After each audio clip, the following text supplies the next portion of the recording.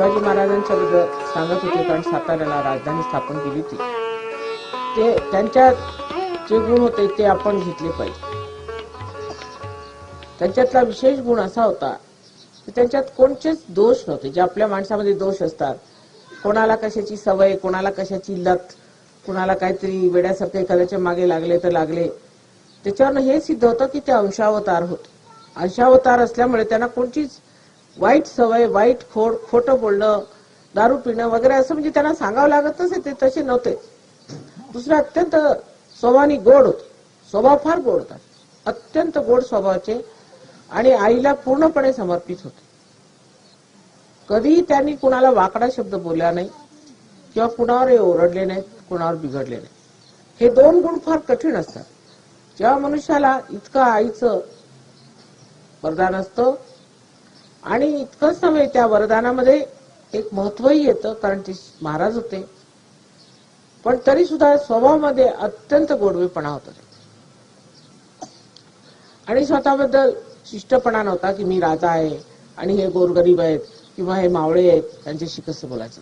त्यांच्याबरोबर बसायचं, त्यांच्यावर भाकरी खायची, कांदा भाकरी त्यांच्यावर मजेत खात असत. रात्रंदिवस प्रवास करायचे घोड्यावर, कुठेही रात्रीचं झोपायचं, काही करायचं. अशा रीतीने त्यांनी आपलं आयुष्य काढलं आणि अत्यंत हाल अपेष्टा त्यांनी सहन केल्या. आणि त्याच्यानंतर जेव्हा संभाजी महाराज आणि शाहू महाराजांचं भांडण झालं, त्याला कारण एकच होतं, भाऊबंदी. ते आपल्या मराठ्या लोकांमध्ये स्वभाव आहे, ते अगदी अंगात वळण आलेले आहे. त्याच्याशिवाय आपल्याला झेपत नाही, म्हणजे सहनच करायला आपण तयार होत नाही की आपण भाऊबंदकी आपल्यात आहे. ही गोष्ट ऐकायला सुद्धा आपण तयार करत नाही, पण ही गोष्ट अगदी आतमध्ये मुरलेली आहे. तेव्हा लक्षात ठेवलं पाहिजे. सहजोगात सुद्धा भाऊबंदकी मी बघते सारखी, कुठे गेलं की भाऊबंदकी आहे. हे महाराष्ट्राचे एक फार मोठा दुर्गुण आहे. या भाऊबंदकीमुळे आपण एक राज्य गमावलं, आता परमेश्वराचं साम्राज्य गमावू नये. जे लोक परमेश्वराच्या कार्यात आहेत त्यांना सगळ्यांना जोडून असलं पाहिजे, तोडलं नाही पाहिजे, तोडून बोलायचं नसतं. शिवाजी महाराजांची प्रथा अशी नव्हती. ज्यांनी काही कार्य केलं त्याचं केवढं महत्व करत असत. आपल्याला माहितीये, सिंहगड जिंकल्यावर ते म्हणाले की गड मिळाला पण सिंह गेला. केवढी मोठी गोष्ट आहे की गड मिळाला तर काय झालं, पण सिंह गेला आमचा. आणि ते सगळं काय त्यांचं जे वागणं होतं त्याच्यामध्ये आपण हे शिकलं पाहिजे की सहजयोगात सुद्धा दुसऱ्या माणसाचं महत्व करणं फार जरुरी. स्वतःचं महत्व करत बसायचं नाही. आम्ही विशिष्ट, आम्ही विशेष, आम्ही सगळं काही, असं नाही केलं. पुष्कळ लोकांना असं वाटतं आपण शिकलेले. सहजयोगात काही लोक सुखवस्तू आणि शिकलेले लोक आहेत, तर ते इतर ग्रामीण लोकांशी मिक्सअप होत नाहीत. ही चुकीची गोष्ट. ते लोक वेगळे, आम्ही वेगळे, आम्ही वेगळे राहायचं, त्यांनी वेगळं राहायचं, अशी जर भावना आली तर मग सहयोग तुम्हाला मिळाला नाही. योगाला जात नसते, पात नसते, उच्च नीच काही विचार नसतो. इतकंच नव्हे, पण श्रीमंत गरीब सुद्धा असा विचार योगांमध्ये नसला पाहिजे, तरच तुम्ही योगी झाले. तर योगांची ओळख ही आहे की सगळे जे आहेत आपण सर्व सरमिसळ एक आहोत. आपण आईची सगळे मुलं वाळ आहोत. आपल्यामध्ये काहीही फरक नसला पाहिजे, पूर्णपणे समता असली पाहिजे. आपल्या देशाला जर बदलून काढायचं आहे तर जसं आपण शिवाजींचंच आपल्या समोर एक उदाहरण ठेवलेलं आहे आणि बघितलेलं आहे की पहिली गोष्ट, स्वतःमध्ये काही दोष नसला. ज्या माणसात स्वतः दोष आहे तो दुसऱ्यांना काय सांगू शकणार. दुसरं म्हणजे असं की जे त्यांचे फॉलोअर्स होते त्यांना सुद्धा त्यांच्याबद्दल नितांत श्रद्धा होती. सारखं तुम्ही आपल्या लिडरशी जर भांडत असला, त्याचे दोषच काढत बसले तर ते चूक. दोन्ही मेळ असायला पाहिजे तरच भावबंदकी होत नाही. आणि हा जर दोन्ही मेळ बसवला नाही तर मात्र भावबंदकी होते. तुटकपणे बोलणं हे फार चुकीचं आहे. पण तसंच आपल्या लिडरला मान न देणं, त्याचा पाण उतारा करणं, सारखं त्याचं वाईट काढणं, त्याला शिकवण देणं, हे फार चुकीचं आहे. हे त्याच्याहून चुकीचं आहे. तेव्हा या जर दोन गोष्टी आपण सांभाळल्या तर आपल्या देशातली भावबंदकी संपणार. ती नसली पाहिजे, अगदी निघाली पाहिजे, मुळात तर निघाला पाहिजे. आणि ह्याच्यात दुसऱ्याचा दोष बघून कधी निघणार नाही, स्वतःचा दोष काढला पाहिजे. मी साताऱ्याला एवढ्यासाठी म्हणते की या साताऱ्यातच स्वराज्याची स्थापना झाली आणि ह्या साताऱ्यातच स्वराज्याची बेबंदशाही सुरू झाली. तेव्हा दोन्ही गोष्टी लक्षात ठेवल्या पाहिजे की आपल्यामध्ये बेबंदशाही नसली पाहिजे. हे प्रेमाचं कार्य आहे आणि प्रेमाला जोडत गेलं पाहिजे. बाकी जेवढे काही विचार आणि हे सगळे लोक करतात, काही बुद्धिवादी लोक असतात, ते बुद्धीच्या दमावरती दुसऱ्यापासून दूर होतात. प्रेमाच्या दमावरतीच तुम्ही राहिलं पाहिजे. प्रेम हे सहजयोगाचं अन्न आहे. आपण किती दुसऱ्यावर प्रेम केलं, दुसऱ्यांचे दोष काढण्यापेक्षा आपण दुसऱ्यांना किती दिलं ते बघितलं. तेव्हा दोन्ही गोष्टी जपून वापरल्या पाहिजेत. साताऱ्याला आता हे कार्य सुरू झालेलं आहे, मला फार आनंद झाला आणि काल मला फार बरं वाटलं. कितीतरी साधक तिथे होते, इतके लोक पार झाले. सहयोगामध्ये फार मोठं मोठं करायचं आहे आणि फार मोठी माणसं होणार आहेत. हेच उद्याचे सगळे पुढारी आहेत तिथे बसलेले. हे सगळं बघून फार मला आनंद झाला. पण लक्षात ठेवलं पाहिजे, जे आपलं पूर्वी राजकारणात चुकलं ते आपल्या आता परमेश्वराच्या साम्राज्यात नाही सुटलं पाहिजे, तिथे ते नाही केलं पाहिजे. परमेश्वराच्या राज्याचे कायदे फार जबरदस्त आणि कडक असतात. जो मनुष्य त्या कायद्यांच्या विरुद्ध पडेल तो तिथेच हाणला जातो. तेव्हा सांभाळून असावं लागतं, फार सांभाळून असावं लागतं. त्याचे आशीर्वादही अनंत आहेत, क्षमाही अनंत आहे, पण एका मुदतीपर्यंत असतं ते. त्याच्यानंतर मात्र हात त्याचा जोरात पडतो, तिथे तुमचं मग काही चालू शकणार नाही. म्हणून लक्षात ठेवलं पाहिजे, आता आपण परमेश्वराच्या साम्राज्यात येत आहोत तेव्हा अशी सुबुद्धी धरली पाहिजे की इथे कोणतंही असल्या तरीचं जे गलिच्छ राजकारण आहे ते आणायचं नाही.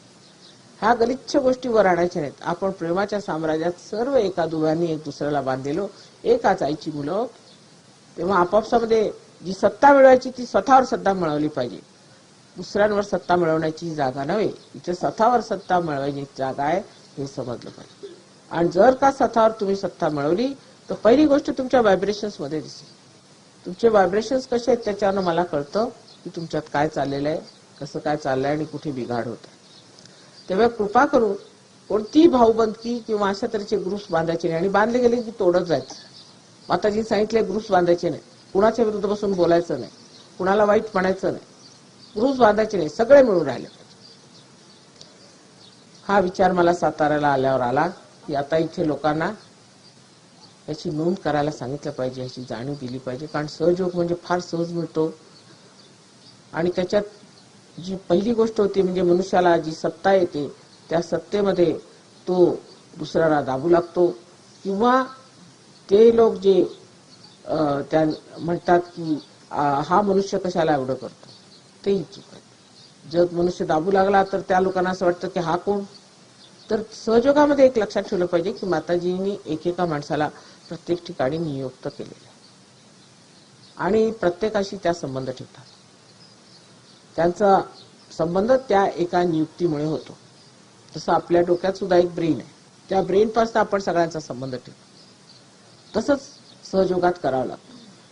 तेव्हा जर काही त्या माणसात बिघाड झाला तर मला लगेच लक्षात येईल, मी त्याला ठीक करू शकतो. पण तुम्ही त्याचे दोष काढून सगळंच खिळखिळ करून टाका, आहे की नाही. लक्षात आली ना गोष्ट तुम्हाला. जो एक मनुष्य लीडर असेल त्याला तुम्ही मान्य करा, आणि मी त्याला बघतो. त्याने जर चुका केल्या मला सगळं समजतं, प्रत्येकाचं मला समजतं. इतकं मला बारीक माहिती आहे, तुम्हाला माहित नाही. मी सांगत नाही, म्हणत नाही म्हणून त्याचा अर्थ असा नाही की मला कळत नाही, मला सगळ्यांचं माहित आहे. तेव्हा ज्या एका माणसाला आपण लीडर केलेलं आहे त्या माणसाला मान्य केलं पाहिजे. माताजींनी त्या माताजींच्यावरती भरोसा आहे, ते करते. तुम्ही जास्त शिकलेले असाल किंवा तुमच्याजवळ जास्त पैसे असतील किंवा काय असेल तरी तसं काय करायचं. एक जो मनुष्य आहे तो जोपर्यंत मला ठीक वाटतो तोपर्यंत तुम्ही राहू द्या. पुढे मग त्या माणसाचं जर काय वाईट असलं तर मी त्याला काढून टाक. मला स्वतःला ते समजतं, एवढं लक्षात ठेवलं पाहिजे, म्हणजे सहयोग वाढणार आहे. कारण जरी सहयोग आपण म्हणू की ह्याच्यामध्ये काहीही संस्था नाही, काही तुम्हाला पैसे द्यावे लागत नाही, त्या मेंबरशिप नाहीये, तेव्हा कशाने जोडले जाणार आपण. प्रेमाने जोडले जाणार, प्रेमाचं जोडलेलं आहे. सगळ्यांनी प्रेमाने जोडून घ्यायचं. आणि दुसरं म्हणजे असं की प्रेमाची सत्ता जी असते ती माताजींपासून येते. तेव्हा त्यांनी ज्या माणसाला म्हटलेलं की याला मानून ठेवा त्याला ठेवायचं. नंतर त्या माणसात वाईट दोष दिसला तर मी ते काढून टाकणार, अगदी नक्की काढून टाकणार. तेव्हा माझ्यावर पूर्ण भिस्त ठेवली पाहिजे या बाबतीत. आणि आपलं चरित्र जे आहे ते कसं बनवायचं, आपण त्यात कसं वागलं पाहिजे हे शिकण्यासाठी तुमच्यासमोर मी आहे समोर. बरं, मला जर तुम्हाला वाटतं आम्ही माताजींसारखे राहू शकतो तर शिवाजी महाराज आहेत, त्यांना बघा. पुष्कळ लोक आपल्या लोकात आहेत, काही कठीण नाही. सहयोगात पार झालेल्या लोकांना काही कठीण नाही, अगदी आयुष्य एकदम बदलून जातं. या लोकांना बघा किती बदलले. हे जमिनीवर बसू शकत नव्हते 5 मिनिट सुद्धा, मेहनत करून करून जमिनीवर बसायचं शिकले. तर ध्यानधारणा वगैरे व्यवस्थित करावी. रोज संध्याकाळी तरी निदान एक झोपायच्या आधी जर 15-20 मिनिटं सुद्धा ध्यानधारणा केली तरी स्थिती बरी होते. आणि सकाळच्या वेळेला बाहेर जायच्या आधी किंवा सकाळी उठून आंघोळ करून एक 5 मिनिटं पूजा केली फोटोची की झालं. पण प्रत्येक आठवड्यात सगळ्यांनी भेटलं पाहिजे. जर ते झालं नाही तर सहयोग वाटत नाही. प्रत्येक आठवड्यात सर्वांनी भेटलं पाहिजे, कारण ही सामूहिक चेतना आहे. आम्ही घरी माताजी फोटो ठेवला, आम्ही तुमची पूजा करतो तरी आम्हाला हा त्रास झाला, माझं लक्ष नसतं तिकडे. मी आपल्याला कालच सांगितलं की जेव्हा आपण ताक घुसळतो आणि त्यातलं लोणी बाहेर निघतं तेव्हा जे गोळ्याला चिकटलेलं असतं तेवढं आपण काढून घेतो आणि बाकीचं फेकून टाकतो. तेव्हा गोळ्याला चिकटलेले लोकच आमच्या जवळ आहेत, बाकी माझं लक्ष नसतं. तेव्हा त्या ठिकाणी यायला पाहिजे जिथे 10 माणसं भेटतात, बोललं पाहिजे, चर्चा केली पाहिजे. पण गटबाजी करायची, बोलणं कमी असावं, ध्यान जास्त असावं म्हणजे बरोबर. गटबाजी असली म्हणजे मी तुला ठीक करतो, मी तुझं फिक्स करतो, मी तुझं ठिकाणा करतो, असं सुरू झालं म्हणजे गेले. तिथे येऊन ध्यान धारणा करायची, सगळ्यांनी भजन म्हणायचं, आरती म्हणायची, काही आपापसातले प्रश्न आहेत ते मिटवायचे. पण तिथे बसून काहीतरी वादविवाद करणे किंवा हे करणे ते करणे करू नये. उलट सहयोगामध्ये जे काय मिळवायचंय त्याच्या वाढीला मिळत. वाढ कशी होती, आमची काय वाढ झाली, कुठे आम्ही पोहोचलो. हळूहळू मला असं वाटतं की महाराष्ट्रात सहयोग हा जमेल. पण पुढची मात्र कधी कधी काळजी वाटते की एवढी माझी केलेली मेहनत वायाने गेली. तुमच्यावर सर्व जगाची भिस्त आहे हे लक्षात ठेवलं पाहिजे. सर्व जगाची भिस्त ह्या महाराष्ट्रीयन लोकांवरती आहे हे लक्षात ठेवलं पाहिजे. आणि जर तुम्ही का बुडवलं तर तेही शक्य आहे तुम्हाला. तेव्हा तसं करू नये. आपल्यामध्ये जे दोष आहेत ते आपण काढून टाकायचे. स्वभावामध्ये गोडवा आणला पाहिजे, प्रेमाने बोललं पाहिजे आणि सगळ्यांशी समतेने वागलं पाहिजे. हे वागण्यात आलं तर आतमध्ये सुद्धा येईल. कारण आता तुमच्यात आत बाहेर एकच झालेलं आहे. जे तुम्ही बाहेर कराल ते आत येईल, जे तुम्ही आत कराल ते बाहेर. तेव्हा आत बाहेर एक झालेलं आहे. असं होत नसतं पूर्वी. आता संबंध झालेला आहे. समजा जर हे बाहेरचं खराब झालं तरी आवाज येत नाही आणि आतलं खराब झालं तरी आवाज येत. दोन्ही वस्तू नीट असायला पाहिजे. पुष्कळांचं असं म्हणणं आहे की आम्ही ध्यान करतो माताजी, आम्हाला व्हायब्रेशन्स ठीक आहेत, पण तरी बाह्यातलं ठीक व्हायला पाहिजे. नाही तर हळूहळू जे आतलं आहे ते संपून जाणार.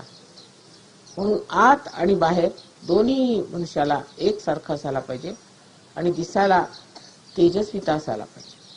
पण त्या तेजामध्ये कोणत्याच तऱ्हेचं दाह नसला पाहिजे, दाहक नसलं पाहिजे ते तेज. पण अत्यंत सौम्य आणि सुंदर चंद्रासारखं शीतल असायला पाहिजे. पुढच्या वेळेला मी येईन तेव्हा आणखी मंडळी राहतील आणि पुष्कळ मंडळी म्हणून आपण इथे पूजन करूया. पण ह्या वेळेला मात्र मी येणार नाही, पुढच्या वर्षी येणार आहे. या वेळेला कदाचित एक रात्र इथे राहणार आहे. तेव्हा बघू काय झालं तर.